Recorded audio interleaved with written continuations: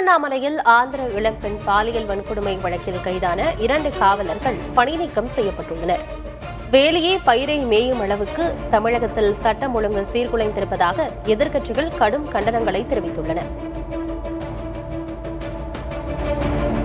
தமிழகத்தின் பிரசித்தி பெற்ற ஆன்மீக தலமான திருவண்ணாமலை அண்ணாமலையார் கோவிலுக்கு ஆந்திரா, தெலுங்கானா உள்ளிட்ட பல்வேறு பகுதிகளில் இருந்தும் ஏராளமான பக்தர்கள் வருகை தந்து வழிபடுகின்றனர்.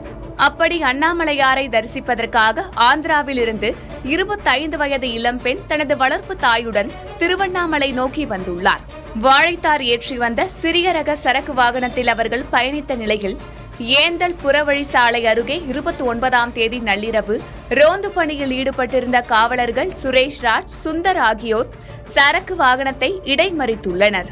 பின்னர் இளம்பெண் மற்றும் அவரது வளர்ப்பு தாயை மிரட்டி கீழே இறங்க சொல்லி தங்களது இருசக்கர வாகனங்களில் அழைத்து சென்றுள்ளனர்.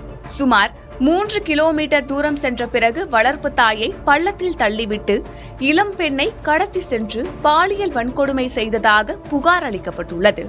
தமிழகத்தையே அதிர செய்த இந்த பாலியல் வன்கொடுமை சம்பவத்தில் வழக்கு பதிவு செய்த காவல்துறையினர் சம்பந்தப்பட்ட காவலர்கள் இருவரையும் தனி இடத்தில் வைத்து விசாரணை மேற்கொண்டு பின்னர் கைது செய்தனர். தொடர்ந்து 2 காவலர்களும் பணி நீக்கம் செய்யப்பட்டுள்ளனர். இது தொடர்பான உத்தரவை மாவட்ட காவல் கண்காணிப்பாளர் சுதாகர் பிறப்பித்துள்ளார். அதேவேளையில் சம்பந்தப்பட்ட காவலர்கள் மீது கடுமையான சட்ட நடவடிக்கை எடுக்க அதிமுக பொதுச் செயலர் பழனிசாமி வலியுறுத்தியுள்ளார்.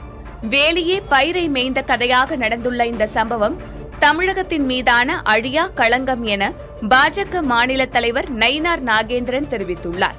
தமிழினத்திற்கே தலைகுனிவை ஏற்படுத்திய இந்த கொடுஞ்செயலை ஒருபோதும் மன்னிக்க முடியாது என நாம் தமிழர் கட்சியின் தலைமை ஒருங்கிணைப்பாளர் சீமான் கூறியுள்ளார்.